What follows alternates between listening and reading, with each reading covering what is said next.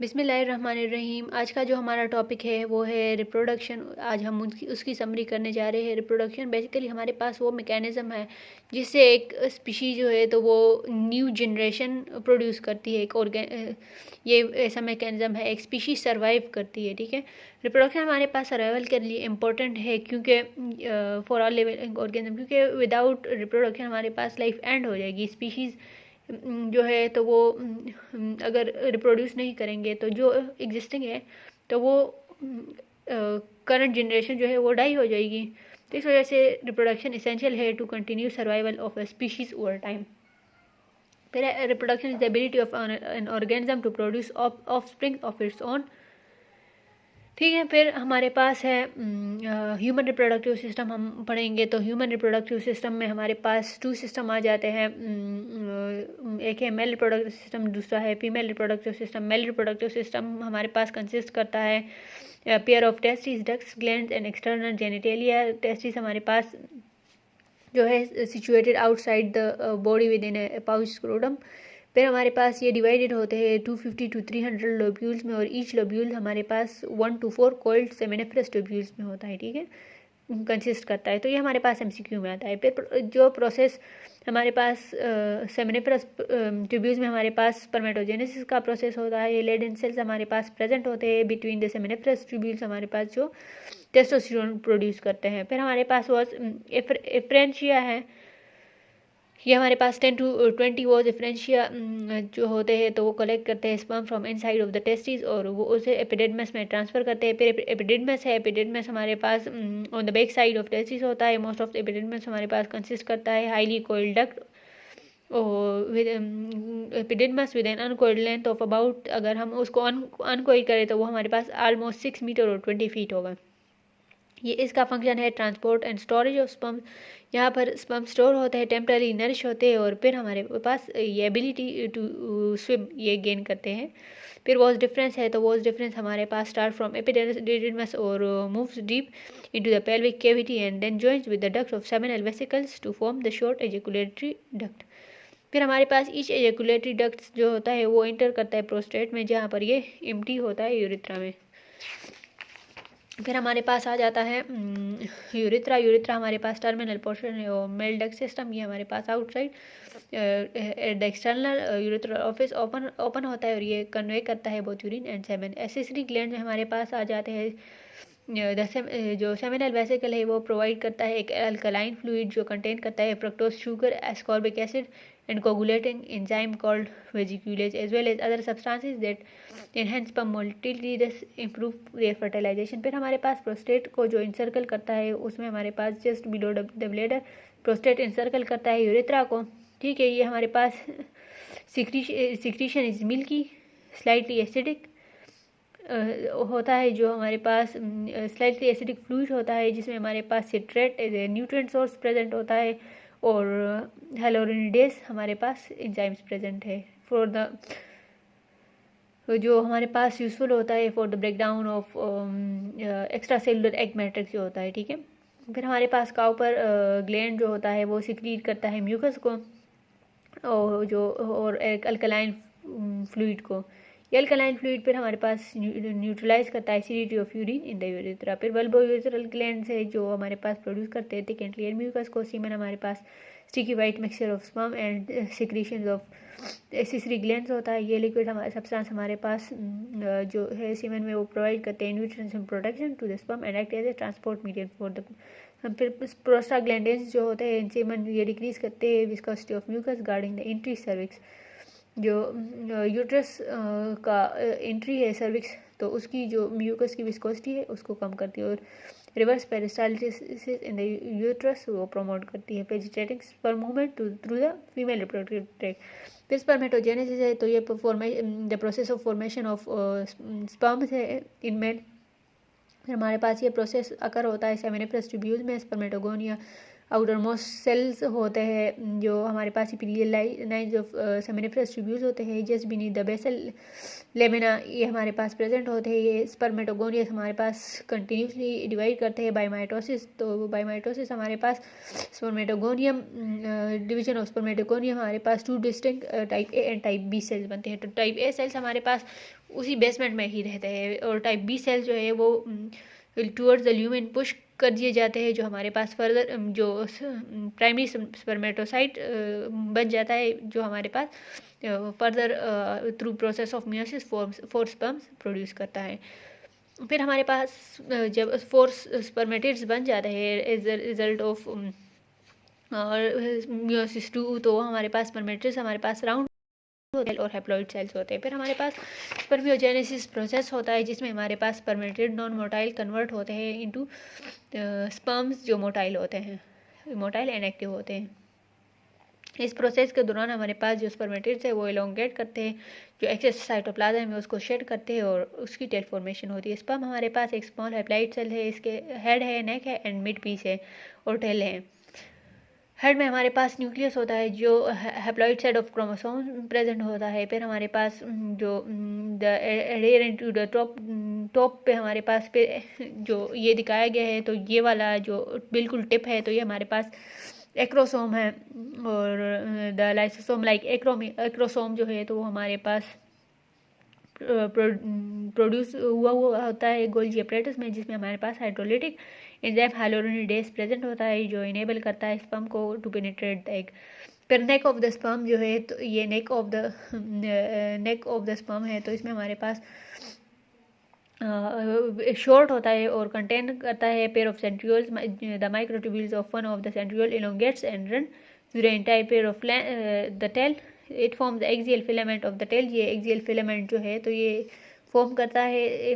और फिर हमारे पास मिडल पीस है, तो मिडल पीस कंटेन माइटोकॉन्ड्रिया जो स्पायरली अरेंज होते हैं अराउंड द एक्सियल फिलामेंट। और प्रोसेस जो स्पर्मेटोजेनेसिस का प्रोसेस है ये बिगेन होता है around age of 14 in males और कंटिन्यूस थ्रू आउट लाइफ होता है। एवरी डे हमारे पास अबाउट 400 मिलियन स्पर्म प्रोड्यूस होते हैं। फिर हार्मोनल कंट्रोल है, तो हार्मोनल कंट्रोल हमारे पास जो सिक्रीशन है तो वो हाइपोथैलेमस और पिट्यूटरी ग्लैंड कंट्रोल करता है ये प्रोसेस ऑफ स्पर्मेटोजेनेसिस को। फिर हाइपोथैलेमस हमारे पास गोनेडोट्रोपिन रिलीजिंग हार्मोन सिक्रीट करता है जो कंट्रोल करता है release of anterior pituitary gonadotropin follicle stimulating hormone और ल्यूटिनाइजिंग हार्मोन को। फॉलिकल स्टिमुलेटिंग हार्मोन हमारे पास स्टिमुलेट करता है स्पर्मेटोजेनेसिस प्रोसेस को, ठीक है। फिर हमारे पास बाय स्टिमुलेटिंग सर्टोली सेल्स जो हमारे पास cells of testis that is part of seminiferous tubules to complete the development of sperms from spermatids. फिर हमारे पास ल्यूटिनाइजिंग हार्मोन है, स्टिमुलेट्स लेडिक सेल्स जो हमारे पास उसको स्टिमुलेट करते हैं कि रिलीज करे टेस्टोस्टेरोन को। टेस्टोस्टेरोन हमारे पास growth and development of germinal epithelium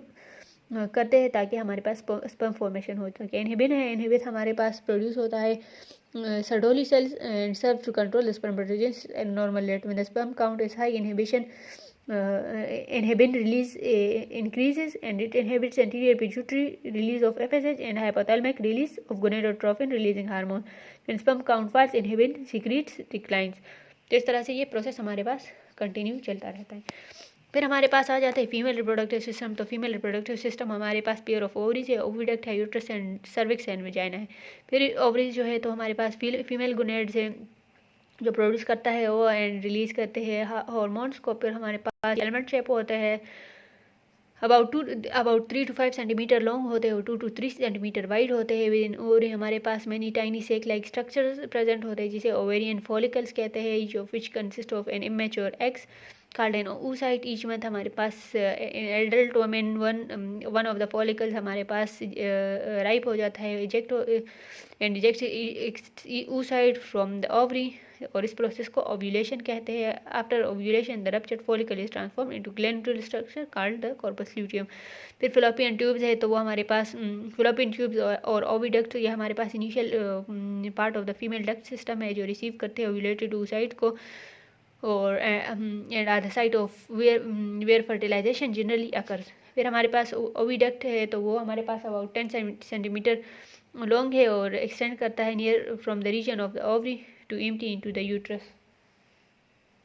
फिर आ जाता है ये uterine tube consist sheets of smooth muscles and contents both ciliated and non ciliated cell. फिर हमारे पास आ जाता है यूट्रस। तो यूट्रस हमारे पास लोकेटेड इन द पेल्विस है, interior to rectum and posterior to the bladder. इसकी ये लोकेशन याद रखनी है, ठीक है।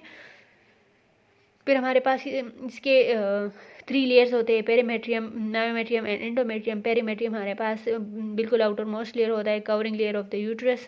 फिर हमारे पास मायोमेट्रियम है, it is the middle thick muscular layer composed of bundles of smooth muscle that contracts rhythmically during childbirth। फिर हमारे पास एंडोमेट्रियम है, ये inner spongy layer of the uterine cavity है। अगर फर्टिलाइजेशन अगर हो जाती है तो एम्ब्रियो यंग एम्ब्रियो रूट्स यहाँ पर एंडोमेट्रियम में इम्प्लांट हो जाता है and reside there for its development. और अगर हमारे पास फर्टिलाइजेशन नहीं होती तो फिर हमारे पास ये शेड हो जाता है। सर्विक्स है तो ये हमारे पास narrow interest to the uterus from the vagina है। फिर हमारे पास विजाइना है, विजाइना हमारे पास 3 वोल्ट 8 to 10 सेंटीमीटर लॉन्ग ट्यूब है and extends from the cervix to the body exterior. It is often called the birth canal, provide a passageway for delivery of an infant and for menstrual flow. फिर हमारे पास oogenesis है, तो oogenesis process है the process of egg formation या production. जो production of egg है तो हमारे पास बिगिंस एट बर्थ में ओगोनी हमारे पास प्रोड्यूस हो जाते हैं at the time during development of foetus. और माइटोसिस में होती रहती है, प्राइमरी oocytes बना लेते हैं, लेकिन हमारे पास ये स्टिल्ड हो जाते हैं प्रोफेस ऑफ मियोसिस 1 में, ठीक है, थ्रू आउट द चाइल्डहुड। फिर हमारे पास प्राइमरी oocytes इनक्लोज होते हैं single layer of follicle cell में, forming structure known as primordial follicles. About 450 develop secondary oocytes which are release from the ovary during the menstrual cycle. फिर हमारे ये होता है बिफोर द थाउजेंड्स हमारे पास होते हैं, लेकिन फिर after just exist in female just before birth. और अबाउट 450 फिर हमारे पास सेकेंडरी oocytes होते हैं ड्यूरिंग द मेंस्ट्रुअल साइकिल, ठीक है। फिर वमेन में हमारे पास जो फर्टाइल ईयर में हम 1 primordial follicle per month develop होता है into mature follicle known as Graafian follicle in response to hormone FSH। और इस तरह हमारे पास जब ये मैच्योर हो जाता है फिर इसको एग रिलीज हो जाता है और जो एम्प्टी फॉलिकल बच जाता है तो वो एक ग्लैंडुलर स्ट्रक्चर में डेवलप होता है कॉर्पस ल्यूटियम में, ठीक है। फिर हमारे पास जब ईस्ट्रोजन सिक्रीटेड और फ्लूइड स्पेस है, फिर हमारे पास ईस्ट्रोजन हमारे पास स्टिमुलेट करता है ग्रोथ ऑफ द फॉलिकल को which stimulate becomes a mature follicle. Graafian follicle contains a secondary oocyte, first polar body हो गई, ठीक है। फिर प्राइमरी oocytes हमारे पास डिवाइड हो जाता है मियोसिस 1 में, फिर सेकेंडरी मियोसिस हो जाए ओगोनियम होता है, फिर प्राइमरी oocyte होता है, फर्स्ट मियोटिक डिवीजन होती है मायोसिस। फिर हमारे पास पोलर बॉडी बन जाती है, सेकेंडरी oocyte बन जाता है, फिर हमारे पास 3 पोलर बॉडीज एंड 1 ओवम बन जाता है। फिर हमारे पास at fertilisation secondary oocyte undergoes the second meiotic division. All polar bodies are small cells, they have no role in oogenesis and eventually हमारे पास ये डिजेनरेट हो जाती है। फिर मेंस्ट्रुअल साइकिल है तो ये हमारे पास रिप्रोडक्टिव साइकिल इन ह्यूमन और अदर प्राइमेट्स है। फिर यूट्राइन और menstrual cycle is a series of cyclic changes that uterine under endometrium goes through each month as it responds to the waxing and waning of ovarian hormones in the blood। फिर हमारे पास menstrual phase है day 1 to day 5, जिसमें हमारे पास uterus जो है वो shade हो जाता है all its best of its endometrium. The thick hormone dependent functional layer of the endometrium detaches from the uterine wall. और हमारे पास ऑलमोस्ट 3 to 5 डेज जो है वो ब्लीडिंग होती हैं। यहाँ पर हमारे पास जो है the detach tissue and blood pass out to vagina as the menstrual flow. At the beginning of this stage जब हमारे पास ये स्टेज बिगिन होता है तो हार्मोन हमारे पास लोवेस्ट लेवल में होते हैं, जो ओवेरियन हार्मोन्स है एस्ट्रोजन एंड प्रोजेस्टेरोन हमारे पास लोवेस्ट हार्मोन्स लेवल में होते हैं। गोनेडोट्रोपिन हमारे पास बिगिन्स टू राइज और FSH लेवल्स हमारे पास इंक्रीज करना शुरू हो जाता है। फिर प्रोलिफरेटिव या प्री ओव्यूलेटरी फेज है, यहाँ पर ये 6 to 14 डेज है, ठीक है। फिर हमारे पास जो बेसल लेयर ऑफ एंडोमेट्रियम है ये फ्यू फंक्शनल लेयर जनरेट कर लेता है। एंडोमेट्रियम हमारे पास एक बार फिर से वेलवेटी थिक और ओस्कुलाइज्ड हो जाता है। नॉर्मिकल cervical mucus thick and tricky हो जाता है। एस्ट्रोजन लेवल जो होते हैं वो राइज कर जाते हैं, but rising oestrogen level causes to thin and become crystalline forming channels that facilitates the passage of sperm into the uterus. Ovulation takes less than 5 minutes, occurs at the end of the pre-stage, means on day 14, in response to sudden release of luteinizing hormone from the anterior pituitary. Luteinizing also converts the ruptured follicle to a corpus luteum. ठीक है, फिर हमारे पास secretory या post ओव्यूलेशनल phase है, तो this 14 day phase is the most important. During the secretory phase, the endometrium prepares for implantation of the embryo. अगर हमारे पास fertilisation नहीं हो जाती तो ये कॉर्पस ल्यूटियम हमारे पास डिजेनरेट हो जाता है. Towards the end of the secretory phase LH luteinizing hormone levels हमारे पास डिक्लाइन कर जाते हैं, प्रोजेस्टेरोन लेवल भी डिक्लाइन कर जाते हैं, और हमारे पास स्टेज ऑफ मेंस्ट्रुएशन जो है ऑन डे 28 बिगिन कर जाता है. इन फीमेल्स हमारे पास almost around 50 years of age menstrual cycle जो होता है वो सीज कर जाते हैं, और फिर इसको हम मीनोपास कहते हैं. Cyclic menstruation is an indicator of normal reproductive cycle of females. ठीक है, फिर हमारे पास डिसऑर्डर्स है ऑफ रिप्रोडक्टिव सिस्टम. तो फीमेल इनफर्टिलिटी, जिसमें हमारे पास फीमेल एंड मेल इनफर्टिलिटीज़ आ जाती है. तो infertility means not being able to get pregnant. ठीक है, फिर हमारे पास women who can not get pregnant but are unable to stay permanent may also be infertile. ठीक है, फिर हमारे पास विदाउट ओव्यूलेशन, अगर हमारे पास ओव्यूलेशन ही नहीं होगी, एग्स फर्टिलाइज नहीं होंगे. ठीक है, फिर हमारे पास ये इसके कुछ वो हो सकते हैं, प्रॉब्लम्स हो सकते हैं, लेस कॉमन काजेस हो सकते हैं, या तो फ्लोपियन ट्यूब ब्लॉक होंगे due to some disease like pelvic inflammation और एंडोमेट्रियोसिस, और फिजिकल प्रॉब्लम्स हो सकते हैं विद द यूट्रस, या यूट्राइन फोल्ड्स हो सकते हैं, मतलब नॉन कैंसर स्लम्प्स या ये कह सकते हैं, और muscles on the wall of the uterus. फिर मेल इनफर्टिलिटी है, तो male infertility is often caused by a problem called varicocele. This happens when the veins on a male testes are too large. This heats the testicles. The heat can affect the number of or shape of the sperm. फिर हमारे पास आ जाते हैं other factors cause a man make too few sperm or none at all. फिर cystic fibrosis भी हो सकता है, जो जेनेटिक डिसऑर्डर है, काज करता है problem with breathing and digestion. People with cystic fibrosis they have mucus that is too thick and sticky which blocks airways and lead to lung damage. फिर हमारे पास step jams and make infections more likely and prevents protein needed for digestion from reaching the intestine which decreases the body's ability to observe nutrient from the food. ये एक extra point था, ये बता दिया. ठीक है, फिर हमारे पास movement of the sperm is yet another cause of infertility. एक तो हमारे पास वेरिकोसील हो गया. ठीक है, मतलब के लार्जर वेन्स होते हैं. दूसरा हमारे पास नंबर जो दूसरा फैक्टर है वो टू फ्यू स्पर्म प्रोडक्शन है या नन एट ऑल है. तीसरा जो है तो वो हमारे पास problem with the motility. Some injuries और other damage to the reproductive system block the sperm.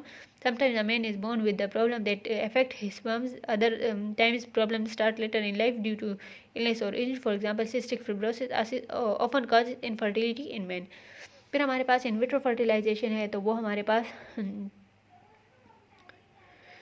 means outside of fertilization outside of the body. हमारे पास effective types of assisted reproductive technology है. It is often used when a woman's fallopian tubes are blocked or when a man produces too few sperms. Doctors treat the woman with hormones that causes the ovaries to produce multiple eggs.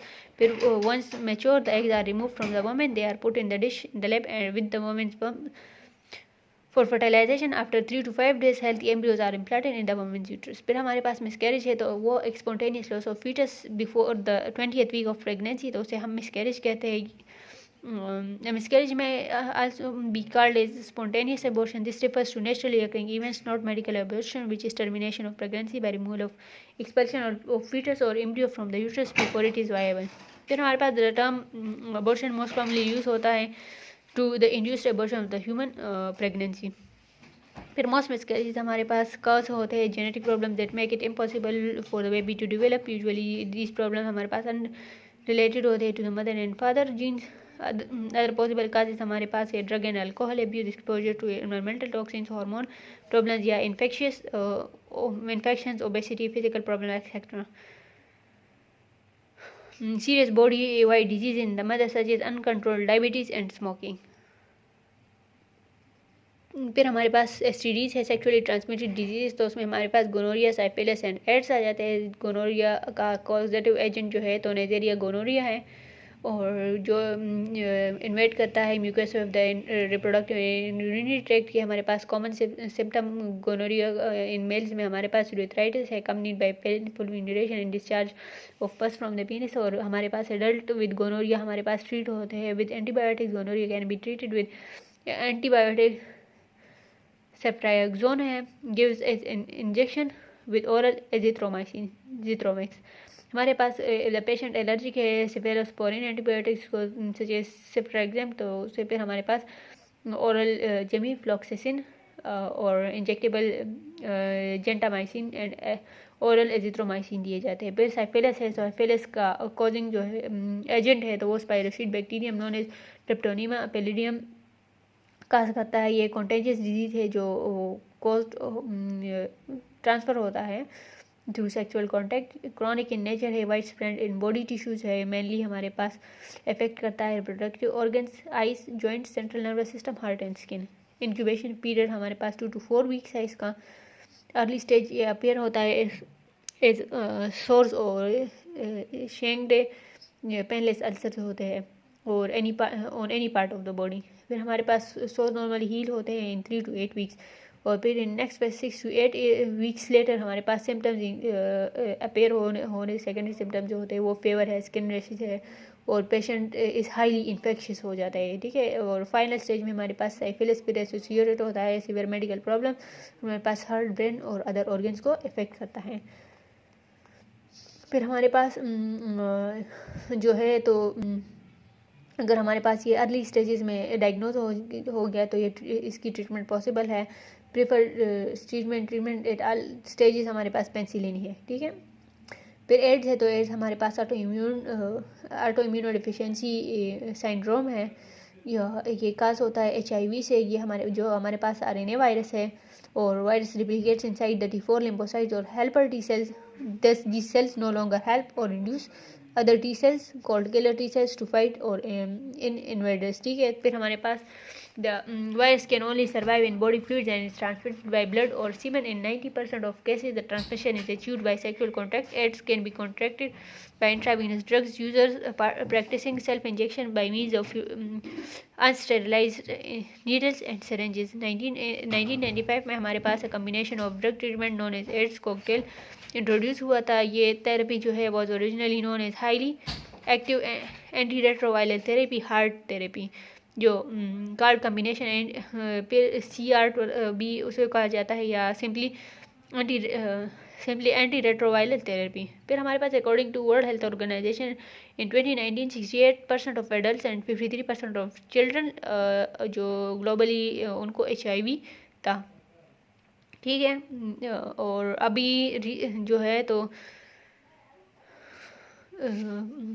by end of 2020 testing and treatment rates showed that variable recovery between 2019 new infection हमारे पास की rate जो है वो 39% को decrease कर गई थी, और HIV रिलेटेड डेट्स हमारे पास 51% को आ गए थे, ठीक है।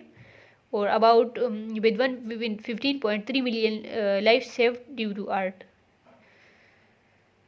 Thank you.